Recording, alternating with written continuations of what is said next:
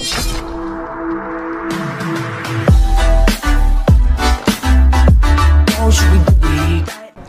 assalamualaikum warahmatullahi wabarakatuh. Teman-teman, sekarang lagi ada di Pasar Gede, tepatnya di Cendono Cafe. Nah, sekarang saya sedang sama Pak Joko. Ya, betul. Lengkapnya siapa, Pak? Saya Joko Wardoyo. Joko Wardoyo. Ya, Teh Dandang. PT Kartini Teh Nasional. Oh, ya. Wah, ini legend ini Teh Dandang ini. Ya. Sejak saya kecil itu wes ngombine Teh Dandang. Ya. Usia berapa? Saya usia 44. Nah, Ya. 44. Ya. Berarti tua, ya? bukan itu konteksnya. Iya. Umur teh sama jenengan tua tehnya. Tua tehnya ya. Karena gini Pak ya, kalau Teh Dandang itu kan berdiri kan mulai tahun 1957. Ya. Jadi kan memang sudah lama, jadi kita berkecimpung di dunia teh itu kan gitu. Sehingga kan bisa kan semakin kita ke depan ya, otomatis kan improve sama produk teh untuk yang bisa untuk memenuhi pelanggan ya, baik rasa, baik kualitas, itu memang kita jaga, kita utamakan. Kalau ditanya Pak, kenapa namanya Dandang? Ya itu memang sudah kan gini, masing-masing teh kan dari dulu kan sudah ada ekornya tersendiri ya Pak ya. Itu kan memang dari kita memang kalau menurut saya itu kan Dandang kan termasuk kebutuhan yang tidak bisa dihilangkan dari masyarakat zaman dulu ya. Makanya kan kita kan pakai simbol Dandang kan gitu, biar lebih mengenal, lebih gampang orang mengenal kan gitu. Ya. Kalau Pak Joko sendiri masuk ke Dandang tahun berapa? Ya. Saya masuk ke Dandang tahun 2015 Pak. 2015. Ya baru sekitar 9 tahun saya. Nah, 9 tahun. Menurut Pak Joko yang menarik Teh Dandang itu apa? Gini Pak ya. Sebenarnya dari awal saya kan awam masalah teh ya. Begitu saya masuk ke dunia distribusi teh ya, saya lihat kan di Teh Dandang itu kan punya kebun sendiri ya. Jadi untuk kualitas itu kan bisa terjaga ya, terkontrol. Karena kan itu produk sendiri. Jadi yang saatnya panen tuh harus diambil berapa daunnya itu sudah bisa dikontrol. Jadi menariknya Dandang itu dari sisi rasanya bagaimana Pak Nur Pak? Gini, karena kita punya kebun sendiri ya Pak ya, sehingga kualitas itu tidak akan berubah. Ya. Jadi kan kita tahu bahwa untuk pertumbuhan untuk pohon teh itu kan tergantung cuaca ya. Kalau cuacanya penghujan, otomatis kan teh kan bertebaran banyak. Ya. Tapi kalau musimnya kemarau kayak gini kan untuk pertumbuhan daun teh kan juga akan lambat karena kan curah hujan kan berkurang. Tapi kalau kita punya di Teh Dandang itu ada kebun sendiri, sehingga kan kita tidak mengejar target harus berapa yang kita petik kan gitu. Tapi kita mengandalkan kualitas mana yang layak untuk dipetik ya. Bukan kita harus metik berapa, tapi yang layak kita petik itu berapa. Gitu, ya. Ditanamnya di mana Pak? Kalau gini, kalau Teh Dandang itu kan kita memang untuk pabriknya ada di Batang Pekalongan. Oh, Pak. Pekalongan. Batang Pekalongan. Cuma kalau kebun kita kan ada yang di Ciwidey, Bogor ada. Mana? Ciwidey. Mana tuh Pak? Ciwidey itu Bogor ya. Oh. Bogor, terus ada yang kebun kita yang besar itu ada di Bengkulu sama di Padang. Oh. Ya kebetulan ya salah satu kebun kita kan sudah keluar untuk produk yang untuk whitey ya. Whitey itu tidak semua pohon teh itu bisa keluar whitey ya gitu ya. Itu sudah nyebar seluruh Indonesia Pak? Sudah Pak ya, kita sudah ya. Hampir kalau di wilayah Jawa itu hampir semua kabupaten ya kita ada kantornya ya. Jadi kita modelnya direct Pak ya. Jadi direct itu dari kantor langsung kita bikin depo-depo sehingga kan baik harga, baik kualitas itu kan akan terjaga dan terkontrol dari pusat ya. Sehingga tidak ada namanya permainan harga antara masing-masing daerah beda. Harga jadi satu. Tapi terpantau nggak di mana yang pertumbuhannya itu paling tinggi gitu? Gini, kalau kita Teh Dandang memang boleh orang mengatakan bahwa pertama itu distribusi itu pertama kali kita di Wonogiri dan Solo ya. Sehingga pertumbuhan di Wonogiri dan Solo kan sudah mengakar Pak ya. Tapi di masing-masing daerah itu sekarang kita kan sudah tidak terlalu jauh dengan Solo ya, hampir menyebar semua. Baik produk tumbuhnya maupun produk untuk teh celur gitu ya. Pak, Teh Dandang ini kan sudah lama. Ya. Nah, sekarang bagaimana strateginya pasarnya Teh Dandang untuk meraih apa istilahnya penikmat anak muda? Ya, gini ya. Jadi kalau kita bicara masalah peminat ya, itu sebenarnya kembali pada servis kita, Pak ya. Ya, jadi servis kita itu sebagai kita produsen sekaligus pabrik ya, itu yang diutamakan apa? Yang pertama itu kualitas jelas Kualitas. ya. Jadi tidak berubah kan gitu ya. Yang kedua, tim-tim kita ya, timnya untuk marketing kita itu harus selalu rutin mendatangi ke outlet sesuai dengan jadwal yang ada. Kayak gitu ya. Jadi itu salah satu untuk kiat kita bahwa kita tuh bisa untuk meraih atau untuk mengadop kepentingan untuk masyarakat. Nah, kalau untuk anak muda sekarang kan trennya kan anak muda kan kepinginnya praktis ya. Nah, praktis ya. Jadi teh dandang juga improve ke situ. Jadi teh dandang itu selain tubruk ada yang celup, Pak ya. Jadi teh celup ya, ada yang jasmine tea, ada yang green tea. Oh, jasmine itu punya teh dandang. Punya teh dandang yang warnanya padahal aku minum ya, yang warnanya hijau, ya warnanya oranye ya sekarang ya. Itulah. Sekarang improve terbaru karena itu sebenarnya kan dirasakan teh celup kan sudah efisien sama sudah paling praktis ya, tapi masih ada yang lebih praktis lagi sekarang dan baru satu-satunya perusahaan teh yang mengeluarkan produk ini. Gimana itu? Ya, itu namanya teh plus gula. Jadi di dalam teh itu satu kantong itu sudah ada tehnya, teh celup, sudah ada gulanya yang sudah ada. Tinggal seduh aja. Tinggal seduh aja. Gitu luar biasa. Jadi praktis ya. Jadi tidak akan ribut. Kok aku bikin teh kok sudah tidak ada gulanya ya. Itu sudah ada dan ukurannya sudah pas di lidah gitu ya. Untuk takaran 1 gelas. Dan itu yang beli anak muda benar? Iya. Ya, itu ya. Dan itu juga untuk warung juga sudah mulai, Pak ya. Jadi warung itu kan gini, kadang-kadang warung itu kan takut teh itu enggak habis ya. Kan kita enggak tahu pengunjungnya itu banyak atau enggak ya. Akhirnya apa? Dia pakai teh plus gula itu yang 1 saset langsung dituang langsung 1 gelas. Jadi kalau misalkan itu nanti stoknya masih kan bisa dipakai besok dan tidak akan mengurangi untuk modalnya toko gitu, modalnya warung.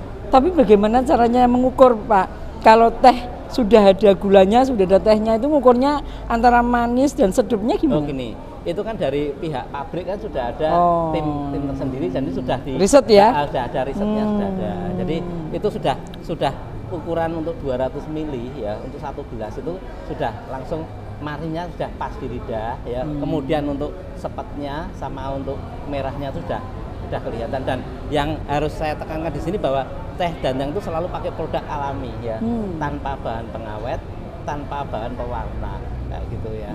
Karena kebun milik sendiri, daun teh kita petik sendiri, kita proses sendiri, kita berdirikan sendiri ya. Berarti tidak pakai tangan ketiga untuk penjualan tersebut.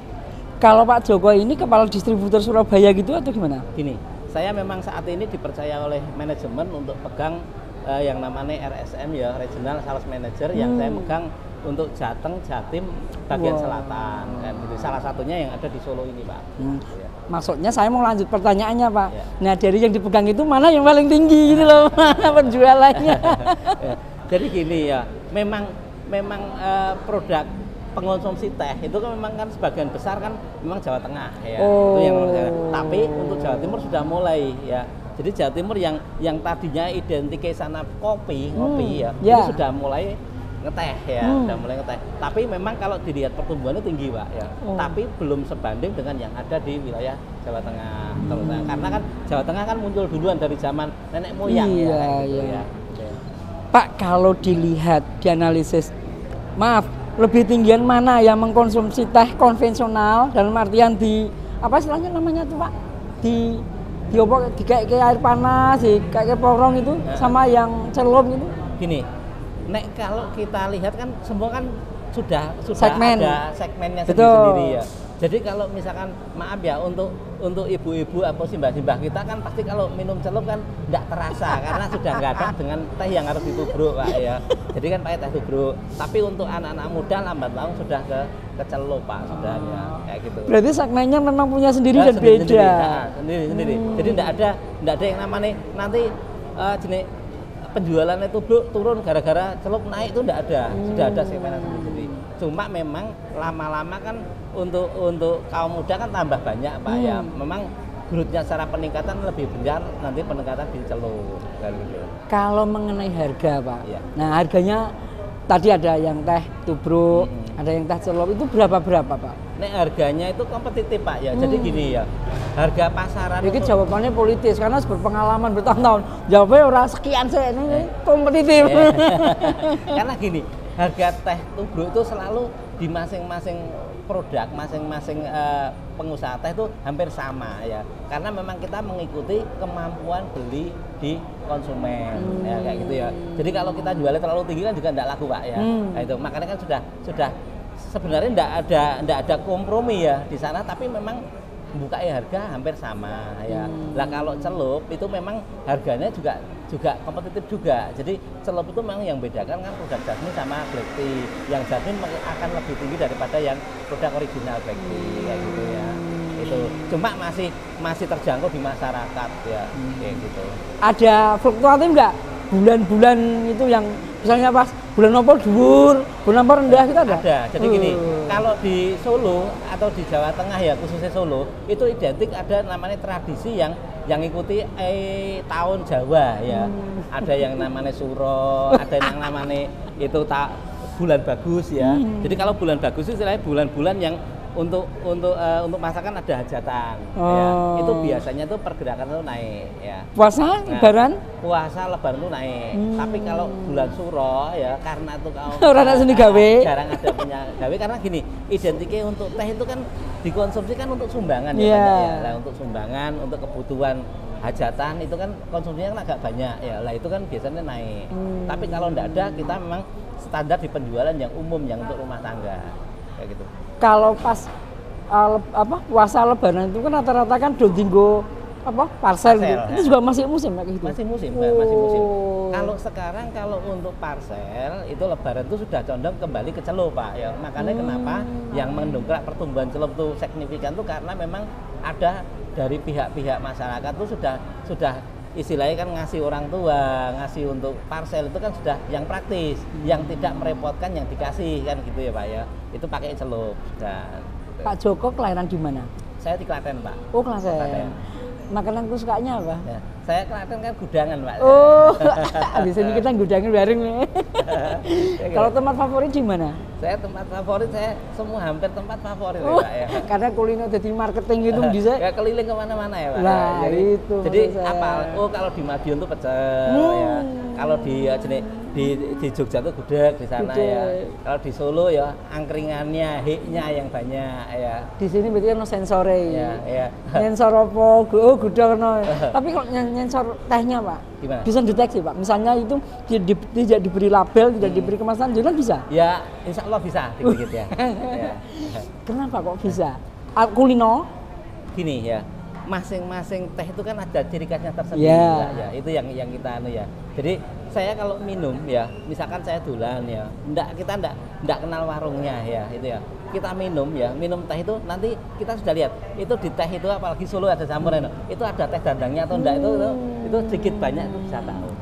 Nah, mengenai campuran Pak, menurut jenengan seandainya bukan apa ya istilahnya distributor teh, kenapa sih misalnya jenengan itu seorang jualan angkringan misalnya, kenapa harus dioplos? Gini, yang dioplos yang terutama banyak memang di Solo Pak ya, jujur aja. Saya pegang Jogja itu paling ngoplos tuh dua teh, kadang-kadang single ya. Di Pekalongan hampir single semua ya di sana ya. Jadi kemudian di Jawa Timur yang saya ke sana tuh juga single ya, jarang dicampur ya. Lah tapi nek Solo memang istimewa ya. Jadi bukan Jogja tok yang istimewa tapi Solo istimewa. Karena apa? Solo itu nek saya lihat di Hehe sama warung, dia ndak puas cuma pakai satu atau dua item. Katanya kan kurang mantep bilangnya kayak gitu ya. Lah kemungkinan ya kenapa Solo ada kebiasaan ngoplos karena dituntut sama konsumennya. Konsumen ini kok kurang mantap, ini kok kurang kayak akhirnya apa? Masing-masing berlomba-lomba untuk ngoplos dan itu masing-masing kadang-kadang tuh rahasia ngoplosnya itu dipegangi Pak ya. Jadi kita tanya ke warung itu tanya, "Pak, kok teh enak, campurannya apa?" Nggak akan bilang. Ya, karena itu katanya rahasia dia kayak gitu loh Pak ya. Gitu. Pak, strategi pemasaran apa yang digunakan? Ya. Sebenarnya kalau strategi pemasaran tuh dari intinya dari tim marketing itu apa? Hubungan baik. Itu ya. Jadi hubungan baik artinya apa? Di saat kita ada produk, ada produk tuh, ya kita datangi outletnya. Di saat nggak ada atau kosong kita harus datang juga. kan sering terjadi bahwa sales atau marketer datang kalau kebutuhan dia toh ya. Lah itu kadang-kadang yang nanti menjadikan hubungan tidak harmonis sehingga dia untuk jualan ya kalau itu kurang maksimal. Tapi kalau dia itu mendekatkan diri pada outletnya, mendatangi rutin, mendengarkan keluhannya, itu insya Allah dia akan berapapun targetnya pasti tercapai. Kalau media kayak radio gitu pakai nggak? Media kalau radio, kalau dulu waktu kita pengenalan di daerah yang istilah yang masih kurang pengenalan, di masyarakat itu kita belum mengenal, itu kadang-kadang pakai. Tapi kalau kelas Solo kita sudah tidak pakai karena apa? Lah orang dandang aja sudah tahu ya kayak gitu ya. Medsos? Ya. Medsos ada kita pakai Instagram kita. Di Ya. Pak, nanti saya tulis apa? Ya. Pakainya apa Pak? Pakai Instagram ini Teh Dandang ya. Teh Dandang nanti ya. kasih ya. Di follow ya. Ya. Oke, nanti saya follow juga loh Pak. Ya. Teh Dandang ya. Baik Pak, harapannya apa Pak? Harapan Jenengan harapannya dengan istilah ngurusi Jawa Timur, Jawa Tengah, apa harapannya? Ya, harapan kita kan warga atau masyarakat semakin tahu, semakin peduli bahwa yang kita konsumsi, yang kita minum tuh teh itu sebenarnya teh aman atau enggak ya kayak gitu ya. Karena kan dengan maraknya sekarang itu jenis teh-teh yang kadang-kadang jualan murah, kadang-kadang ada lagi yang instan-instan atau yang istilah yang memberikan harapan laba banyak ya, itu harus hati-hati. Karena apa? Kita kan bukan untuk kita minum sendiri tapi diminum masyarakat ya. Jadi kan selalu pihak pedagang ayo ya pilihlah ya dengan jeli ya mana produk-produk yang kira-kira tuh menjadikan aman untuk dikonsumsi kayak gitu ya Pak ya. Baik, terima kasih. Semoga bermanfaat. Assalamualaikum warahmatullahi wabarakatuh.